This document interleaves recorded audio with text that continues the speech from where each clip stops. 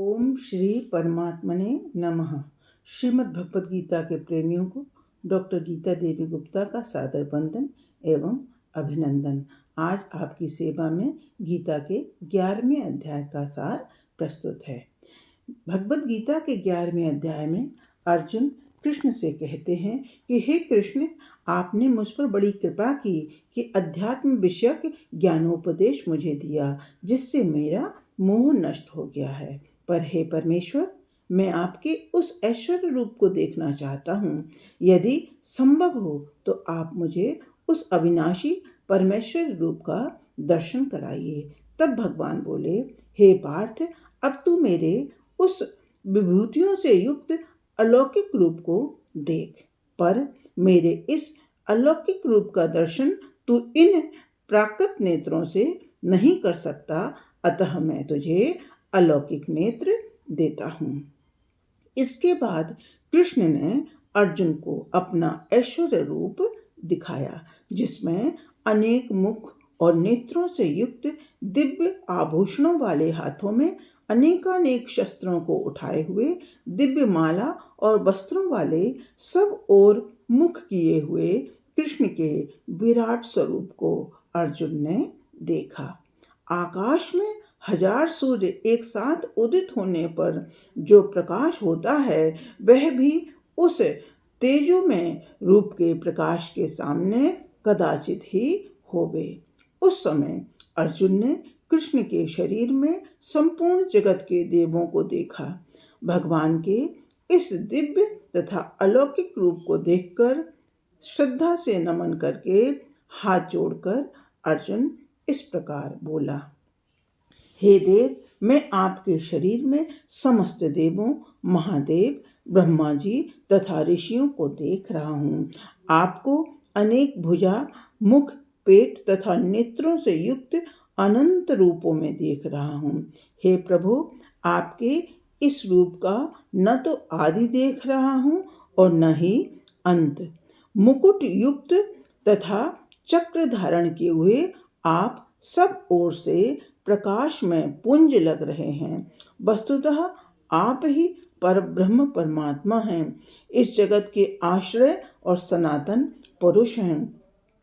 अनंत सामर्थ्य युक्त आप अनंत भुजा वाले, चंद्र सूर्य रूप मुख वाले अपने तेज से इस जगत को संतप्त कर रहे हैं। स्वर्ग और पृथ्वी के बीच की सभी दिशाएं आपसे परिपूर्ण हैं तथा आपके इस भयंकर रूप से तीनों लोग बेचैन हैं।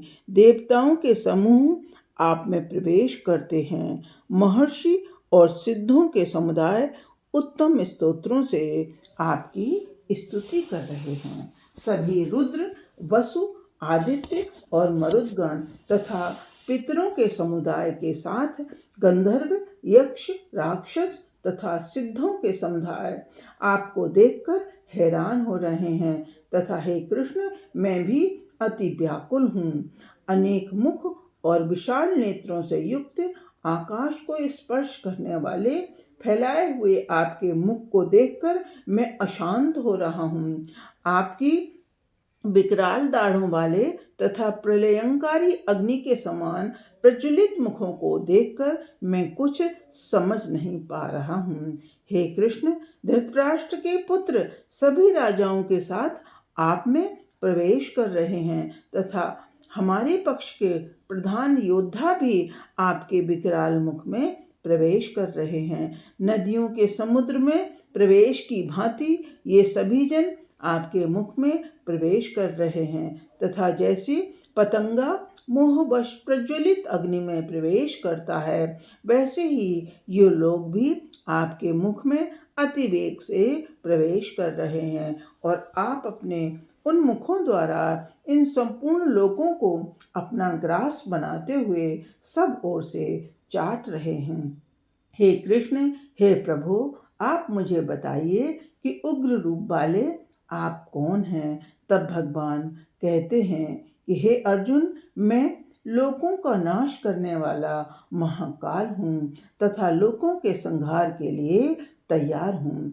हे अर्जुन, यदि तू युद्ध नहीं भी करेगा तो भी ये योद्धा लोग नष्ट ही होने वाले हैं। अतः तू उठ और शत्रुओं को जीतकर इस साम्राज्य सुख का भोग कर। शत्रुओं की सेना में स्थित द्रोणाचार्य, भीष्म पितामह आदि मेरे द्वारा पहले ही मारे जा चुके हैं। अतः तू भय मत कर और युद्ध कर।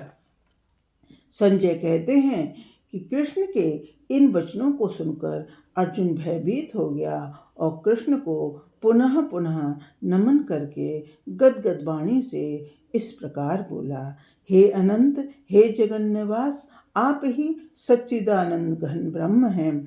आप ही आदिदेव और सनातन पुरुष हैं। आपको मेरा बारंबार प्रणाम हो बे। आप दशों दिशाओं से संपूर्ण जगत को व्याप्त करके स्थित हैं। हे कृष्ण, आपके इस प्रभाव को न जानते हुए मैंने आपसे मित्रवत आचरण किया। उस मैत्रीपूर्ण व्यवहार में मुझसे जो अपराध हो गए हों, आप उन्हें उसी प्रकार क्षमा करें जैसे पिता पुत्र के अपराधों को और पति पत्नी के अपराधों को क्षमा करते हैं। आपके इस विलक्षण रूप को देखकर मुझे हर्ष के साथ साथ भय और बेचैनी भी है।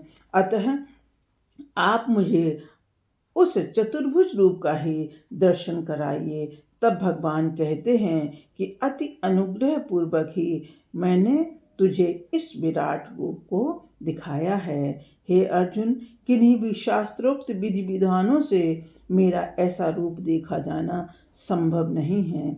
इसके पश्चात जब कृष्ण ने अर्जुन को अपना सहज रूप दिखाया, तब अर्जुन अपनी स्वाभाविक प्रकृति को प्राप्त कर पाया।